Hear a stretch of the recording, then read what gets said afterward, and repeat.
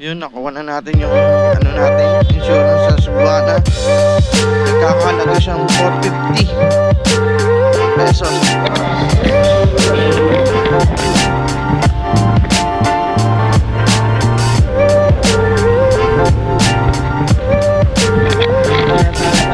LTO Catlea.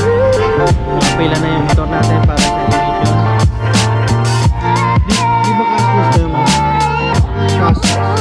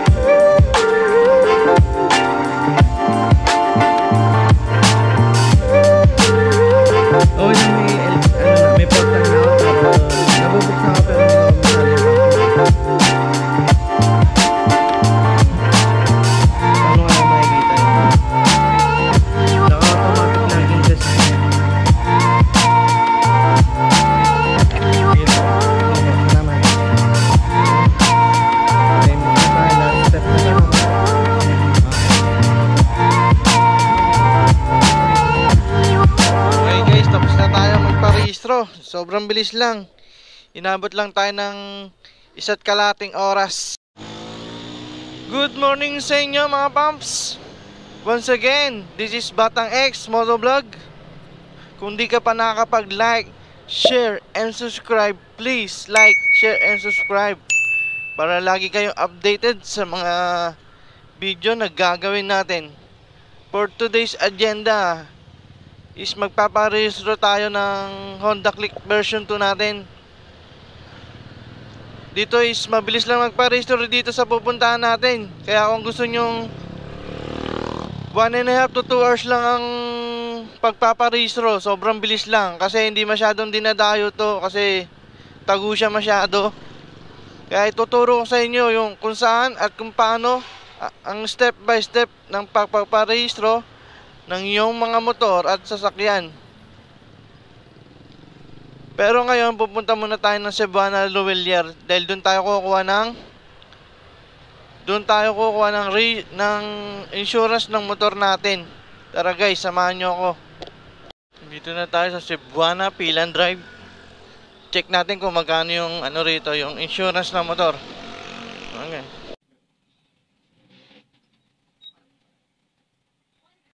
Yun, nakuha na natin yung natin, insurance sa Cebuana. Nagkakahalaga siyang 450 pesos. 450?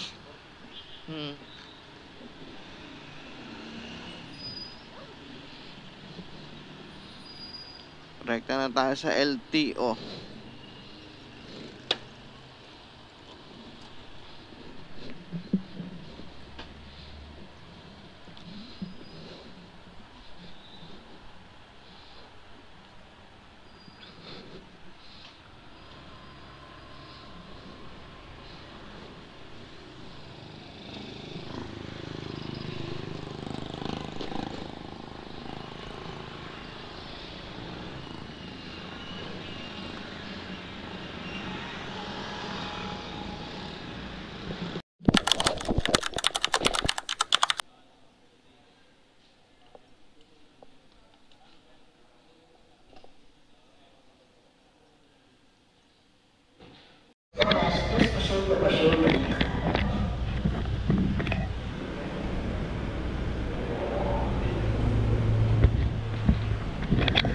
Tayo sa LTO Catlea.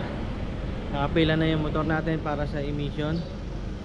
At may sinabi sa akin yung nag-i-emission. Insurance kasi rito is 850. Kaya nakatipid tayo ng 400 din kung sa Cebuana ka kukuha ng insurance. Mas maigi sa Cebuana muna kayo kumuha ng insurance kesa dito. Ang mahal dito, 850 ang insurance nila. Kaya nakatipid tayo, nakalis tayo ng 400. At kung wala ka pa kayong mga portal, kailangan kasi dito LTO portal para hindi na kayo maabala, gumawa na kayo sa bahay. search nyo lang yung ano, ilalagay ko na lang yung picture para kung paano magpa-register sa portal ng LTO. Pero ngayon nakapila na tayo. Ayun na yung motor natin. Check na lang for emission na lang yan.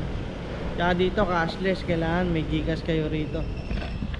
Konti lang yung nagpaparehistro, wala masyadong tao.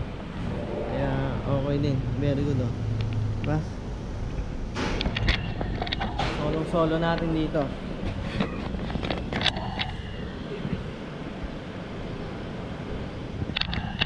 For the meantime, ginagagastos natin is 450 pa lang para sa ating insurance na kinuha natin sa Cebuana.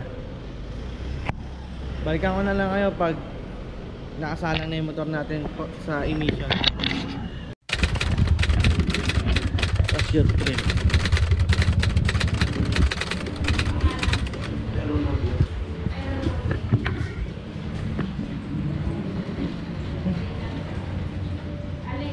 Para saan po yung mabayaran?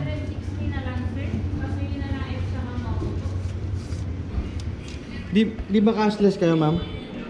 Cashless? Kala ko cashless.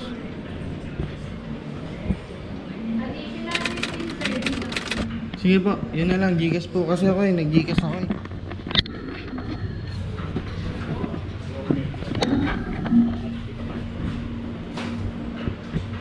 GCash. Kala ko cashless kayo. Nakaraan kasi cashless eh. Yeah, ano ko muna ako. Wait lang.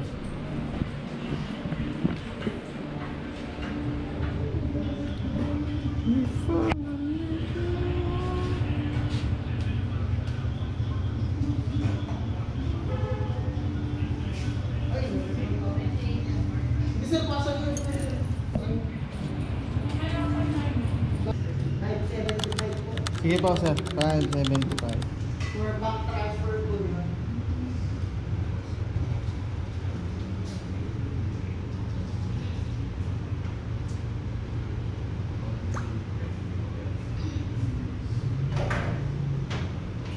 Okay na po. Po?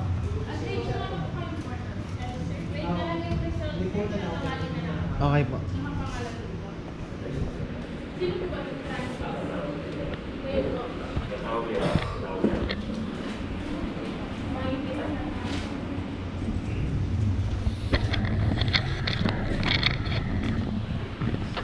Night time ng 575 for QC inspection service. Ito yata yung sa ano, sa emission 570. Result ng emission natin. Meron pala sila rito instruction kung paano gumawa ng LTMS portal. So guys, pause nyo na lang. Yan yung ano, step by step. May picture ako para makita nyo.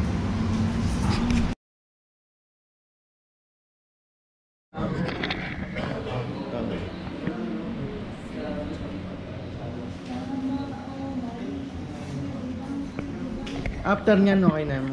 Releasing na agad yan.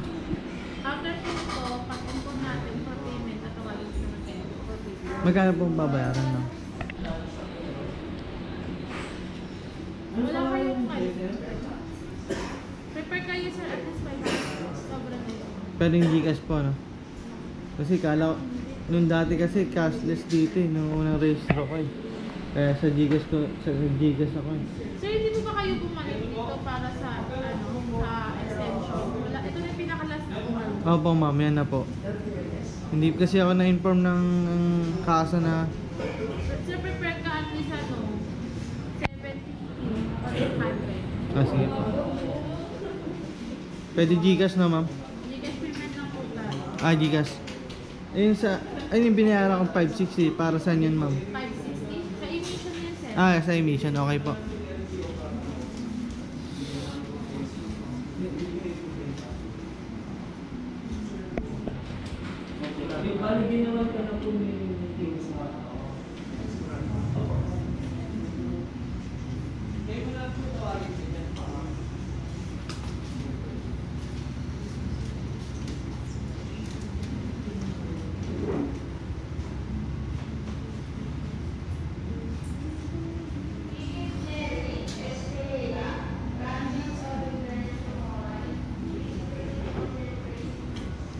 Kailangan pa ba ipa-register yung top box ko, ma'am? Hindi na.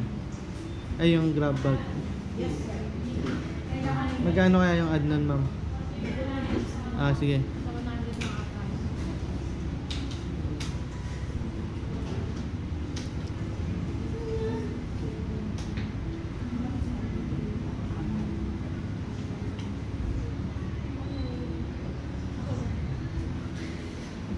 Feeling ko may ano to sir, may portal. Kasi may ano kayo, Ano pa? sige, sir, po muna kayo, sir. Tawagin. If ever, sir, prepare kayo ng email address na di pa nagagamit sa portal. Ah, kailangan bago ulit? Pero prepare lang kayo, sir. Oh, sige. Kasi more or less meron namang portal eh. Kasi Yun. may nakapending na lumalabas na eh. Baka meron pa talaga tong ano, OR. Hindi ito yung pinakalas na OR mo. Ganun. Dito yung original sa akin na OR. Pero ito na talaga yung pinakahuling talaga. Oo, Kasi yan. wala na kami. Wala na. Sige, sir, upo ka. Payment. Payment na tayo. Last step na to na, ma'am. Okay. Thank you po.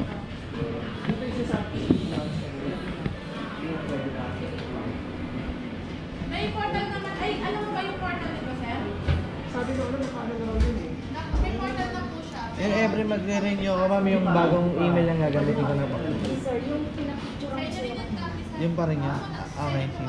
Pumunta kayo sa tatawagin natin. 437.81.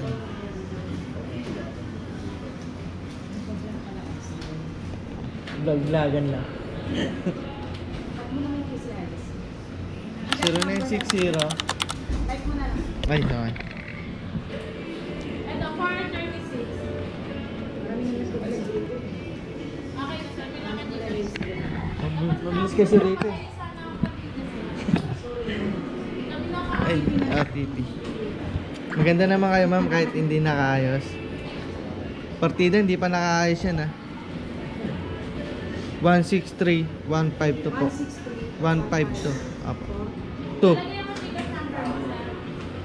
152 po. Number na lang sir,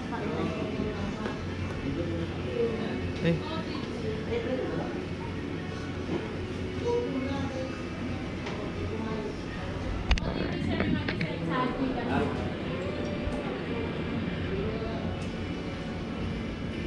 insurance lang po pala, cash na.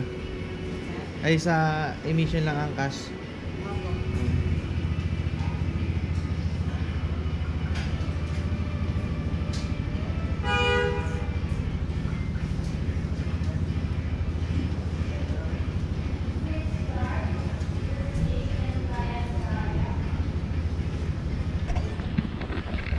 Alright.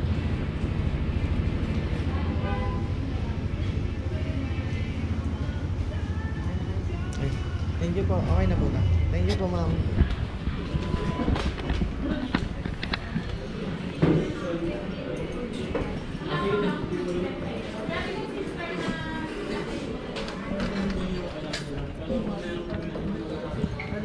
Alright, guys.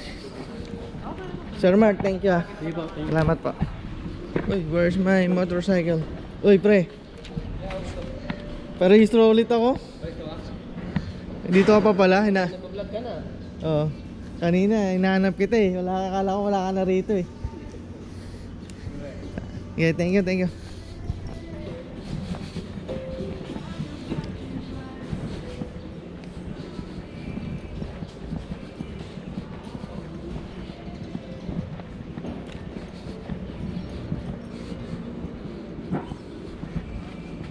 Alright.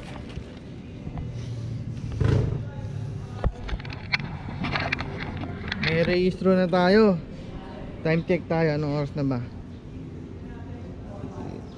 Isa't kalating oras lang tapos nakagad tayo. Sobrang bilis, di ba mga paps? Okay guys, tapos na tayo magparehistro. Sobrang bilis lang. Inabot lang tayo ng isa't kalating oras. Napaka basic lang.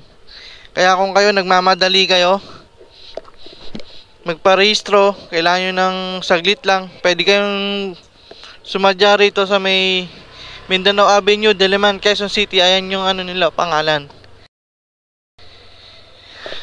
Satellite lang to ng LTO, pero napakabilis lang dito. Wala pa masyadong nagpaparehistro. Konti lang, nakikita nyo ba? Kaya kailangan para mas lalo mabilis yung pagpaparehistro nyo. Kasi kailangan nyo ng ano, kung wala pa kayong portal, nandiyan yung step by step sa video, naka-screenshot. I-stop nyo na lang para masundan nyo kung paano magpa-register sa portal. Para pagdating nyo rito, dire-diretso na lang agad. Waiting na lang agad kayo sa bayad.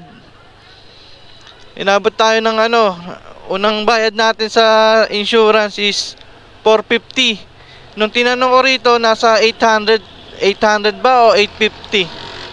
Basta ganun. Basta nakalist tayo ng at least 400. And then yung sa emission nila, umabot ng 560. Bali 450 plus 560, 1150. Plus yung pinakauli is 437. Inabot lang tayo ng nasa 1650, nasa ganun lang, di ba? Na ano lang tayo. Mura na lang, kaya wag na kayo magpalakad, mag-walk-in na lang kayo rito. Sobrang bilis, tsaka napaka babait ng mga empleyado, sobrang napaka-accommodating. Kaya wag kayong matakot kung hindi nyo alam kung paano magparehistro. Sumadya lang kayo rito, giguide naman nila kayo. Tsaka shoutout sa mga empleyado ng LTO Catlea Extension. Thank you sa inyo mga sir, ma'am. Mabait po ninyo. Tsaka kung hindi kayo talaga marunong gumawa o magparehistro sa sarili nyo, pwede naman nila kayo tulungan. Pwede nila kayo tulungan paano gumawa ng LTO portal. Kasi yun na importante.